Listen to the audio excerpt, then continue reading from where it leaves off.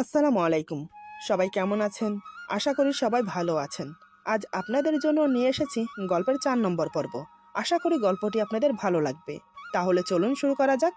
আজ কেন জানি মনে হলো একটু পড়ি, তাই পড়েছি। তোমার যখন ভালো লাগছে না তাহলে খুলে ফেলি, এই বলে আমি রুমের দিকে যেতে চাইলে তখনই হঠাৎ রাফি আমার হাত ধরে টান দিয়ে নিজের বুকের সাথে আঁকড়ে ধরে। কপালের উপর উড়তে থাকা ছোট ছোট চুলগুলো হাত দিয়ে সরিয়ে দিতে দিতে বলে, না, একদম খুলবে না, যতক্ষণ না আমার দেখার স্বাদ মেটে। বলা হয় মানুষ একবারই প্রেমে পড়ে, কিন্তু এটা সত্যি হতে পারে না। কারণ আমি যতবার তোমার দিকে তাকাই ততবার আমি তোমার প্রেমে পড়ি। আচ্ছা, তুমি এত সুন্দর কেন বলো তো? আমি তো হতবাক হয়ে ওর মুখের দিকে তাকিয়ে আছি। কেনই বা থাকবো না? তার নিখুঁত অভিনয় দেখে আমিও তো হয়রান হয়ে যাচ্ছি। লোকে বলে অতি ভক্তের চোরের লক্ষণ। কথাটা তো রাফির সাথে একদম ম্যাচ হয়ে যাচ্ছে। ঘরে সুন্দরী বউ, অফিসে পরকীয়া নারী। যদি স্বপ্ন সত্যি হয়ে থাকে তাহলে আমার ছোট বোন রাইসা।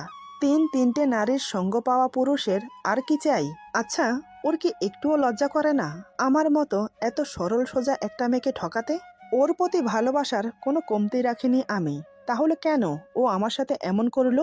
কথাগুলো ভাবতে ভাবতে চোখের কোণ দিয়ে জল গড়িয়ে পড়লো আমার। এদিকে আমার চোখে পানি দেখে রাফি ব্যস্ত হয়ে বলে, এই পাখি, কি হলো তোমার? তুমি কান্না করছো কেন? এই বলে আমাকে বুকে জড়িয়ে নেয়। তারপর আমার মাথায় একটা চুমু খেয়ে বলে, কি হয়েছে বলো পাখি? আমি কি কোনো অন্যায় করেছি, নাকি অজান্তেই কোনো কষ্ট দিয়ে ফেলেছি তোমাকে? বলো পাখি। আমি চোখের পানি মুছে নিজেকে ছাড়িয়ে নিলাম। আমি বললাম, কিছু হয়নি। আর তোমাকে না বারণ করেছি আমাকে পাখি না ডাকতে? রাফি বলে, কিন্তু কেন? বিয়ের দিন থেকে আজ পর্যন্ত আমি তোমাকে পাখি ডেকে এসেছি, তাহলে কেন তুমি আমাকে মানা করছো পাখি না ডাকতে? আমি বললাম, আমার ভালো লাগে না, কেমন যেন গায়ে কাটার মতো বেঁধে। রাফি বলে, কই, এত বছর তো বলনি সে কথা, তাহলে আজ কেন বলছো? আমি বললাম, তুমি কি আমার কাছে কৈফিয়ত চাইছো? রাফি এসে আমাকে পেছন থেকে জড়িয়ে ধরে বলে, আজ পর্যন্ত কখনো চেয়েছি, তাহলে আজ কি করে চাইবো বলো? শুধু জানতে চেয়েছি। আমি তোমাকে সত্যি ভালোবাসি, বড্ড বেশি ভালোবাসি। তাই তুমি যেটা বলবে সেটা শুনতে আমি বাধ্য। কিন্তু তোমাকে কিছু জিজ্ঞেস করার ছিল। আমি বললাম, জিজ্ঞেস করো। রাফি আমার ঘাড়ে একটা চুমু দিয়ে বলে, লক্ষ্মীটি, আজকে কি তুমি আমার অফিসে গিয়েছিলে? আমি জানতাম আমি যে অফিসে গিয়েছি সেই খবর ও পেয়ে যাবে, তাই আমি আগে থেকেই সব ভেবে রেখেছি কি বলবো ওকে। আমি বললাম, হ্যাঁ, গিয়েছিলাম তো। রাফি বলে, তাহলে আমার সাথে দেখা না করে চলে এলে যে? আমি বললাম, আসলে হয়েছে কি জানো, রাইসাকে হোস্টেলে দিয়ে আমি সোজা বাসায় আসি। বাসায় এসে কেন জানি না বারবার তোমাকে দেখতে ইচ্ছে করছিল, তাই আর দেরি না করে তোমাকে দেখতে গিয়েছিলাম। কিন্তু আমার ভাগ্যটাই খারাপ। এই কথা শুনে রাফি কিছুটা ঘাবড়ে যায়। রাফি আমতা আমতা করে বলে, কেন, কি হয়েছে? আমি বললাম, কি আর হবে, আমি বাসার দরজা লক করতেই ভুলে গেছি, তাই তো তোমার সাথে দেখা না করে ভাগতে ভাগতে বাসায় চলে আসি। আমার কথা শুনে রাফি স্বস্তির একটা নিঃশ্বাস ফেলে মনে মনে বলে, যাক বাবা, বাঁচা গেছে। ও কিছু দেখেনি তাহলে। যদি কিছু দেখতো তাহলে সেরেছিল। রাফি বলে, বাসার দরজা খোলা রেখে গেছো তো কি হয়েছে, থাকতো খোলা, অন্তত তুমি আমার সাথে দেখা করে আসতে। আমি বললাম, কি বলছো তুমি? আজকাল চোর ডাকাতের অভাব আছে? ঘরের দরজা খোলা পেয়ে যদি সব নিয়ে যেত তখন কি হতো? রাফি বলে, কি হতো? কিছুই হতো না। আমি আবার না হয় নতুন করে সব এনে দিতাম। আমি কি আমার বইয়ের কোনো কিছু অপহরণ রাখতে পারি? ওর কথা শুনে আর ওর অভিনয় দেখে মনে মনে খুব হাসি পাচ্ছে আমার। আমি বললাম, অনেক হয়েছে, যাও হাত মুখ ধুয়ে আসো, খেতে বসবে। রাফি আমাকে আরো শক্ত করে জড়িয়ে ধরে বলে, আমার এখন খেতে ইচ্ছে করছে না, তবে আমার এখন অন্য কিছু করতে মন চাইছে। আমি বুঝেও না বোঝার ভান করে বললাম, অন্য কিছু মানে সেটা আবার কি? রাফি বলে, এই, একদম ন্যাকামি করবে না, তুমি বুঝতে পারছো না আমি কি চাই? আমি বললাম, বারে, তোমার কি চাই তুমি না বললে আমি বুঝবো কি করে? রাফি আমার কানের লতিতে হালকা করে কামড় দিয়ে ফিস ফিস করে বলে, আমার শরীরের স্পর্শে তুমি কি বুঝতে পারছো না আমার এখন কি চাই? আমি বললাম, এখন একদম না, আগে খাওয়া দাওয়া করো, পরেরটা পরে দেখা যাবে। রাফি আমার কোমর আরো শক্ত করে জড়িয়ে ধরে বলে, প্লিজ না করো না, আমার শরীরে জ্বালা ধরিয়ে সে জ্বালা না নিভিয়ে আমাকে দূরে সরিয়ে দিচ্ছ? এমনটা করে না লক্ষ্মীটি। আমি বললাম, আহা, এমন করছো কেন? বোঝার চেষ্টা করো। এই মাত্র তুমি কাজে থেকে এসেছো, ফ্রেশ হয়ে খাওয়া দাওয়া করো, তারপর না হয়। রাফি বলে, না না, সেটা হচ্ছে না। এই বলে সে আমাকে কোলে তুলে নিল। কিন্তু সত্যি বলতে আমার এখন একটা মুহূর্ত ইচ্ছে করছে না ওর সাথে কাটাতে। তবে এখন কিছু বলতেও পারবো না। এদিকে রাফি আমাকে কোলে করে বিছানায় এনে শুইয়ে দিল। একে তো আমি শর্ট জামা পরেছি, যেটা আমার হাঁটুর উপর অবধি। এমনকি আমি কোনো লেগিংস পরিনি, যার ফলে রাফির দৃষ্টি আকর্ষণ করছে আমার ফর্সা পা দুটো। রাফি দেরি না করে আমার পায়ে টুপ টুপ করে কিস করতে লাগলো। কিস করতে করতে আমার পেটের কাছে এসে থামলো। ধীরে ধীরে কাঁধের ফিতা টেনে নিচে নামিয়ে দিয়ে আমার গলায় মুখ গুজে দিল। সেখানে ছোট ছোট কামড় আর কিস করতে লাগলো। মাথা তুলে এক নজর আমার চোখের দিকে তাকিয়ে ঠোঁটে আলতো করে চুমো খেলো।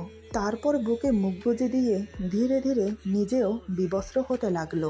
একসময় আর থাকতে না পেরে সঙ্গমে লিপ্ত হলো। এদিকে আমার ইচ্ছে করছে ওকে এখন আমার বুকের উপর থেকে ধাক্কা মেরে ফেলে দেই, কিন্তু সেটা না করে দাঁতে দাঁত চেপে হজম করছি। এছাড়া যে কোনো উপায় নেই এখন আমার। যেটা আজ দেখেছি সেটা ফাঁস করলে তো বাকিটা আধুরা থেকে যাবে।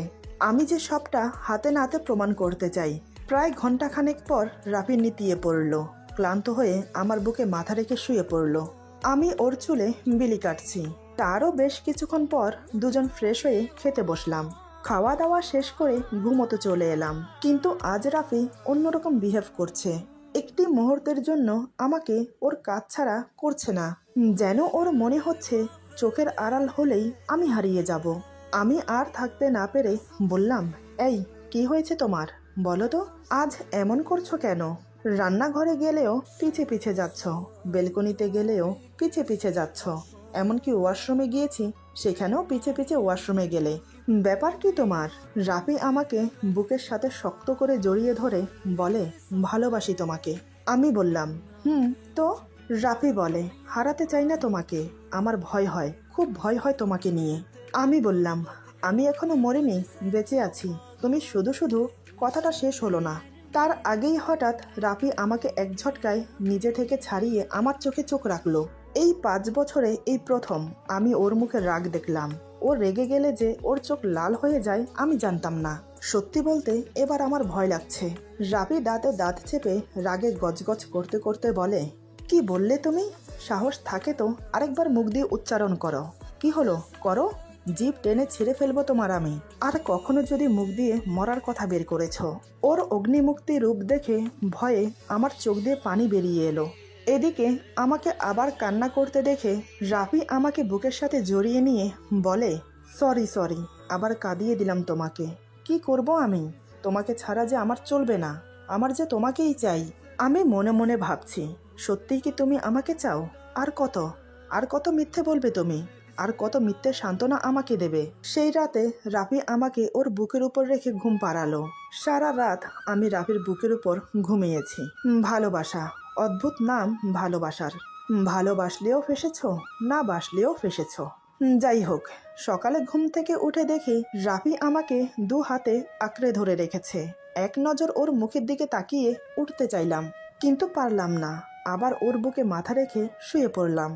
বেশ কিছুক্ষণ পর আমি ওকে ডাকলাম, এই শুনছো? কি হলো, ঘুম থেকে ওঠো, অফিসে যাবে না? রাফি নড়ে চড়ে আমাকে আরো শক্ত করে বুকের সাথে জড়িয়ে ধরে বলে, না, আজ আমি অফিসে যাব না। আমি একটু অবাক হয়ে বললাম, কেন, কি হয়েছে? তোমার কি শরীর খারাপ লাগছে? রাফি বলে, না, আজকের দিনটা আমি তোমার সাথে কাটাতে চাই। আমি বললাম, ঠিক আছে, আমি বরং উঠে তোমার জন্য নাস্তা বানাই। রাফি আমার ঘাড়ে মুখ গুজে চুমো দিয়ে বলে, না, একদম ওঠার চেষ্টা করবে না, এখন চুপটি করে আমার বুকে থাকো। সত্যি বলতে আমার আর ইচ্ছে করছে না এই মিথ্যে মায়ার জালে আটকে থাকতে। তারপরও দাঁত মুখ খিচে নিজেকে স্বাভাবিক রাখার চেষ্টা করলাম। আমাকে যে সবকিছু জানতে হবে। এভাবে সারাদিন আমাদের সময়টা কাটলো। রাফি পুরোটা সময় আমার সাথেই ছিল। তার পরের দিন থেকে রাফি আবার অফিসে যাওয়া শুরু করলো। আর আমি রাফি বেরিয়ে যাওয়ার পরই আবার অফিসে গেলাম। গেটের দারোয়ানের সাথে অনেকক্ষণ কথা বললাম, কিন্তু কাজের কাজ কিছুই হলো না। শুধু এইটুকু বলল যে নিতু ম্যাডাম তেমন একটা ভালো না, একটু গায়ে পড়া টাইপের। আর রাফি স্যার তো খুব ভালো। উনি সকালে অফিসে আসেন, অফিস শেষে আবার বেরিয়ে যায়। আজ পর্যন্ত খারাপ কিছু দেখিওনি, শুনিওনি। আমি বললাম, ঠিক আছে, তবে আমি যে এখানে এসেছি, প্লিজ তোমার স্যারকে বলো না। আর কখনো যদি কিছু দেখো, মানে আমাকে জানানোর মতো, তাহলে প্লিজ আমার এই নাম্বারে ফোন দেবে। এই বলে একটা কাগজে আমার ফোন নাম্বার আর সাথে 1000 টাকা দারোয়ানের হাতে গুঁজে দিলাম। দারোয়ান নিতে চাইল না, আমি জোর করে দিয়ে আসলাম। এদিকের ভেজালটা তো শেষ হলো, এবার আমাকে রাইসার দিকে ধ্যান দিতে হবে। কিন্তু কি করে? ওর হোস্টেল আমার বাড়ি থেকে অনেকটা দূরে। এত দূরে প্রতিদিন যাওয়া আসা করা সম্ভব না। এমন কাউকে চাই যে আমাকে প্রতিদিনের আপডেট দেবে, কিন্তু এমন লোক কোথায় পাবো? আমাকে একবার ওর হোস্টেলের ম্যানেজারের সাথে কথা বলতে হবে। এই ভেবে সেদিন বাসায় চলে এলাম। তার পরের দিন রাফি অফিসে গেলে আমি রাইসার হোস্টেলে গেলাম। ভাগ্যক্রমে হোস্টেলের ম্যানেজারের সাথে আমার রাস্তায় দেখা হয়ে গেল। রাস্তা বলতে হোস্টেলের বাহিরে। ওনাকে দেখে আমি এগিয়ে গেলাম। ম্যানেজারের সামনে গিয়ে সালাম বিনিময় করে আমি বললাম, আমাকে চিনতে পেরেছেন? আমি রাইসার বড় বোন। ম্যানেজার বলে, কেন চিনতে পারবো না? আপনিই তো আপনার বোনকে পরশুদিন নিয়ে এসেছিলেন। আমি বললাম, জি। ম্যানেজার বলে, তা আজ হঠাৎ আপনি এখানে? না মানে কিছু মনে করবেন না, এমনি জিজ্ঞেস করলাম আর কি। আমি বললাম, না না, কিছু মনে করার কি আছে। আসলে আমি এসেছি আপনার সাথে একটু কথা বলতে। আপনার সাথে আমার কিছু কথা আছে। ম্যানেজার বলে, বলুন, কি বলতে চান? আমি বললাম, আসলে আমি আমার বোনের ব্যাপারে কথা বলতে এসেছি। ওকে হোস্টেলে এমনি এমনি দেইনি, তার পিছনে কিছু কারণ ছিল। প্রথমত, ও ঠিকমতো পড়াশোনা করছে না। দ্বিতীয় হলো, একটা বাজে ছেলের খপ্পরে পড়েছে। বুঝতেই তো পারছেন। ম্যানেজার বলে, হ্যাঁ বুঝতে পেরেছি, এসব তো আজকাল হয়ে চলেছে। তবে আপনি ভালো সিদ্ধান্ত নিয়েছেন। আমি বললাম, কিন্তু আপনার কাছে আসা আমার অন্য কারণে। আসলে ওই ছেলেটা এখানে এসেও ওকে ডিস্টার্ব করতে পারে, তাই আপনার কাছে একটা অনুরোধ করব, রাখবেন? ম্যানেজার বলে, কোনো সমস্যা না, আপনি বলুন আপনার কি অনুরোধ, আমি যথাযথি রাখার চেষ্টা করব। আমি বললাম, যখনই কোনো ছেলে ওর সাথে দেখা করতে আসবে, প্লিজ আপনি অন্তত আমাকে একটিবার ফোন করে জানাবেন, তাহলে আমার একটু উপকার হয়। ও আমার একমাত্র বোন, ওর ভবিষ্যৎ অন্ধকারে ডুবে যাক, আমি সেটা চাই না। প্লিজ আপনি আমার এই উপকারটুকু করবেন। ম্যানেজার বলে, কোনো সমস্যা না, আপনি নিশ্চিন্তে থাকুন। আমি ম্যানেজারের সাথে আরও কিছুক্ষণ কথা বলে বাসায় চলে এলাম। কিন্তু যতই আমি ম্যানেজারকে বলে আসি না কেন, মনের মধ্যে একটা খুঁতখুঁতানি রয়েই গেছে। নানান চিন্তা যেন ভর করেছে আমাকে। রাফি এখন অফিসে কি করছে? নিতুর সাথে মনে হয় রোমান্টিক মুহূর্ত কাটাচ্ছে। কিভাবে পারে এগুলো করতে? সারাদিন আমার ভাবনায় কেটে গেল। সন্ধ্যার দিকে রাফি বাসায় এলো। বাসায় এসেই সেই আগের মতো আমার উপর ঝাঁপিয়ে পড়ল। পেছন থেকে জড়িয়ে ধরে ঘাড়ে এলিয়ে থাকা চুলগুলো সরিয়ে মুখ গুজে দিল। ঘাড়ে কিস করে নাক ঘেঁষতে ঘেঁষতে বলে, কেমন আছো গো তুমি? আজ সারাটা দিন তোমাকে কতটা মিস করেছি তুমি জানো? আমি বললাম, বাবা, এত ভালোবাসা কোত্থেকে আসে? তোমার কি হয়েছে বলো তো? এই 5 বছরে কখনো তো দেখিনি তোমাকে এমনটা করতে। হঠাৎ আজ 2-3 দিন ধরে কি হলো তোমার? রাফি বলে, কেন তুমি জানো না? এতদিন যে তোমার বোন এই বাসায় ছিল, তার সামনে তো তোমার সাথে এমন করতে পারি না। এসব যদি ওর সামনে করি কি ভাববে বলো তো? আমি মনে মনে বললাম, আমি জানি এখন তুমি তার সঙ্গ পাচ্ছ না, তাই সেটা আমার উপরেই মেটাচ্ছ। মনে মনে দুঃখও হলো, আবার হাসিও পাচ্ছে নিজের ভাগ্যের ওপর। রাফি বলে, কি হলো, চুপ হয়ে গেলে যে? আমি বললাম, কিছু না, তুমি যাও, হাত মুখ ধুয়ে আসো, আমি খাবার দিচ্ছি। রাফি বলে, আরে এমন করছো কেন? খাবার পরেও খাওয়া যাবে, তুমি এখন আমার কাছেই থাকো। বেশ কিছুক্ষণ এভাবে আমাকে বুকের সাথে জড়িয়ে রাখলো, কোনো কথা বলছে না। হঠাৎ নীরবতা ভেঙে বলে, পরশু কিন্তু তোমাকে ডাক্তারের কাছে নিয়ে যেতে হবে, মনে আছে তো? আমি মনে মনে বললাম, এই তো আসল কথা বের হচ্ছে। তারপর ওকে বললাম, ডাক্তারের কাছে না গেলে হয় না? দেখো আমি তো সুস্থই আছি, কোনো সমস্যা তো হচ্ছে না। রাফি আমার ঘাড়ে চুম্বন করে বলে, যখনই তুমি কোনো ডাক্তারের কাছে যাবে, তাকে তোমার সমস্যার কথা বলবে, তখন সে তোমাকে চেক আপ করে ওষুধের একটা ফর্দ ধরিয়ে দেবে। তারপর বলবে এই ওষুধগুলো নিয়মিত খাবেন, তার সাথে এটাও বলবে যে এই ওষুধগুলো আপনাকে 6 মাস খেতে হবে, নয়তোবা 2 মাস, যার যতদিন লাগে আর কি। আর আমরা কি করি, কয়েকদিন ওষুধ খেয়ে ভালো হয়ে গেলেই আর খাবো না বলে রেখে দেই। এটাই আমাদের সবচেয়ে বড় ভুল। আমাদের উচিত যতদিনের ডোজ দেওয়া হয় ততদিনে তা পূরণ করা। তোমার ক্ষেত্রেও তাই হয়েছে। এই তো আর মাত্র একটা ইঞ্জেকশন, তারপর তোমার ফুল বডি আবার এক্সরে করানো হবে। এক্সরে দেখে তুমি সুস্থ হয়েছো কিনা সেটা জানা যাবে। তাই তোমাকে পরশুদিন ডাক্তারের কাছে যেতে হবে। কোনো অবহেলা চলবে না। তোমার জন্য না হলেও আমার জন্য যেতে হবে, কারণ আমি তোমাকে কোনোভাবেই হারাতে চাই না। বুঝেছো লক্ষ্মীটি? আমি জোরে একটা নিঃশ্বাস ফেলে বললাম, বুঝেছি, কিন্তু আমার যে আর ভালো লাগছে না প্রতিদিন এতগুলো ওষুধ খেতে। বিরক্ত হয়ে গেছি আমি। রাফি বলে, আমি জানি তো আমার লক্ষ্মীটি কতগুলো ওষুধ খায়, কিন্তু কি করব লক্ষ্মীটি বলো? তোমাকে নিয়ে যে আমি টেনশনে থাকতে পারি না। এই তো আর মাত্র একটা ইঞ্জেকশন, এটা দিয়ে দিলেই সব ঠিক হয়ে যাবে। আমি বললাম, রাফি বলে, এই তো আমার লক্ষ্মী বউ। এই বলে ওর দিকে ফিরিয়ে আমার গালে 2 হাত রেখে মুখ উঁচিয়ে আমার ঠোঁটে ঠোঁট ডুবিয়ে দেয়। পাশেই সোফা ছিল। ধীরে ধীরে আমাকে নিয়ে সোফায় বসে আমাকে ওর কোলে বসালো। ঠোঁট জোড়া এখনো আঁকড়ে ধরে আছে। 2 হাতে আমার কোমর শক্ত করে জড়িয়ে ধরে বুকের সাথে মিশিয়ে নেয়। এবার সে ঠোঁট ছেড়ে দিয়ে আমার বুকে মুখ গুজে জোরে নিঃশ্বাস নিতে থাকলো, আর নাক ঘেঁষতে ঘেঁষতে শরীরের ঘ্রাণ নিতে থাকে। সে এক অন্যরকম অনুভূতি। প্রায় বেশ কিছুক্ষণ সময় এভাবে কেটে গেল। এবার সে মুখ উঁচিয়ে আমার চোখে চোখ রেখে বলে, তুমি জানো, প্রতিদিন তোমার কথা ভাবা আমার অভ্যাস হয়ে গেছে। তোমার হাসি, তোমার কণ্ঠ, তোমার স্পর্শ আমাকে নতুন করে বাঁচতে শেখায়। তুমি এটা মনে রেখো, আমি চিরকাল তোমারই থাকব, কারণ তুমি আমার পৃথিবীর সবচেয়ে গুরুত্বপূর্ণ মানুষ। আই লাভ ইউ জান। বড্ড বেশি ভালোবাসি তোমাকে।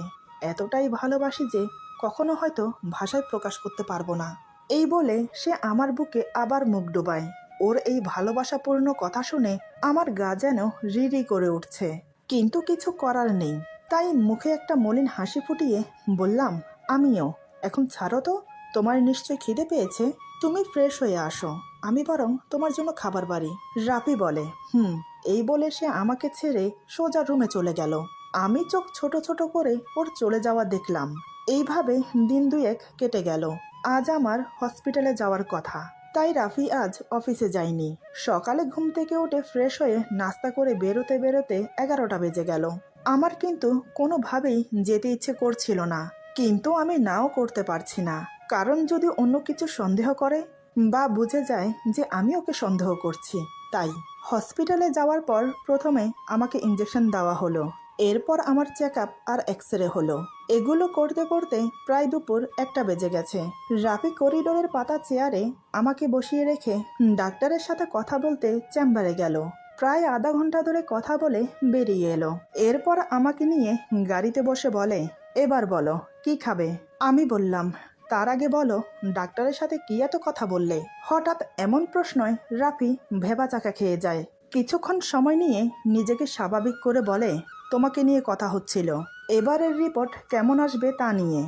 ডক্টর বলেছে ইনশাল্লাহ 100% শিওর সুস্থ হয়ে যাবে। চিন্তা করো না তুমি, এখন বলো কি খাবে? আমি বললাম, খুব খিদে পেয়েছে, ভালো কোনো রেস্তোরাঁয় চলো। রাফি আমাকে নিয়ে রেস্তোরাঁয় গিয়ে আমার পছন্দের সব খাবার অর্ডার করলো। তারপর আমরা খেয়ে দিয়ে বাসায় চলে এলাম। এরই মধ্যে ঘর খুঁজেও কোনো ভালো ঘর পেলাম না। আরেকটা বিষয় লক্ষ্য করলাম, বাড়িওয়ালার ভাগ্নেকে কয়েকদিন ধরে দেখা যাচ্ছে না। কোথায় গেছে জানিও না। যেদিন রাইসাকে হোস্টেলে দিয়ে এসেছিলাম সেদিন শুধু একবার দেখেছিলাম, বাসার নিচে দাঁড়িয়ে আছে। নিচে দাঁড়িয়ে আমাদের বারান্দার দিকে তাকিয়ে আছে।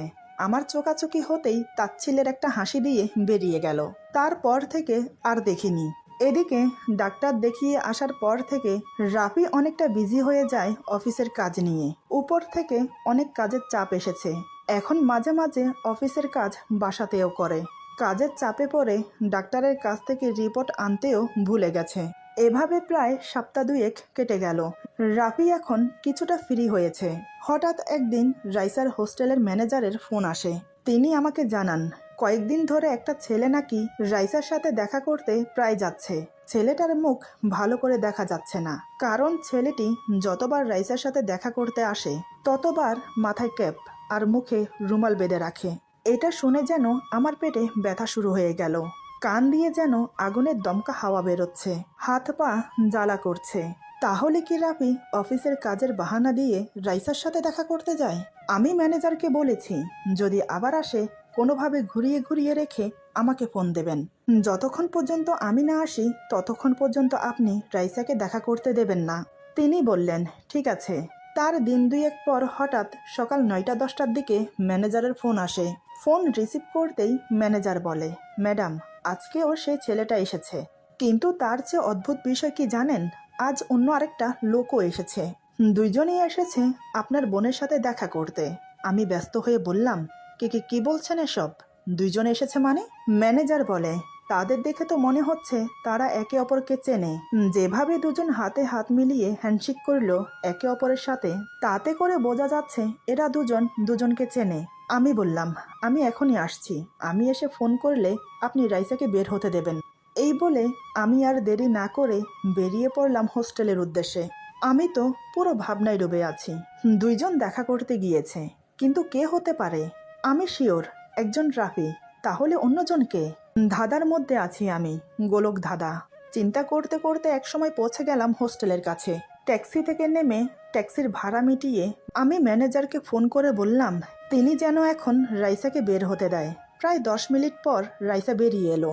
রাইসা বেরিয়ে আসতেই রাফি আর ছেলেটা একটি দোকান থেকে বেরিয়ে আসে। আমি আড়াল থেকে সব দেখছি। প্রথমে দুজনের সাথে কথা বলে তারপর রাফি একটু দূরে গিয়ে দাঁড়ায়। এখন রাইসা আর ছেলেটা কথা বলছে। বেশ কিছুক্ষণ কথা বলার পর ছেলেটা চলে গেল, কিন্তু রাফি থেকে গেল। ছেলেটা চলে যাওয়ার পর রাইসা হঠাৎ যা করলো তার জন্য সত্যিই আমি প্রস্তুত ছিলাম না। রাস্তার মধ্যে এসব, ছি, ভাবতেও ঘৃণা লাগছে আমার। ভাবতে পারিনি ওরা এতটা নিচে নেমে যাবে। এসব দেখার বাকি ছিল আমার। এই মুহূর্তে আমার কি করা উচিত আমি নিজেও জানি না। এরপর যা হলো, আজকের গল্প এখানে সমাপ্ত। গল্পের বাকি অংশ পেয়ে যাবেন আগামী পর্বে। আশা করি গল্পটি আপনাদের ভালো লাগবে। যদি ভালো লাগে তাহলে লাইক, কমেন্ট এবং সাবস্ক্রাইব করে আমাদের পাশে থাকুন। পাশে থাকা বেল আইকন প্রেস করে দেবেন, তাহলে আমাদের নিত্য নতুন ভিডিও আপনাদের কাছে পৌঁছে যাবে। সবাই ভালো থাকবেন, সুস্থ থাকবেন। আল্লাহ হাফেজ।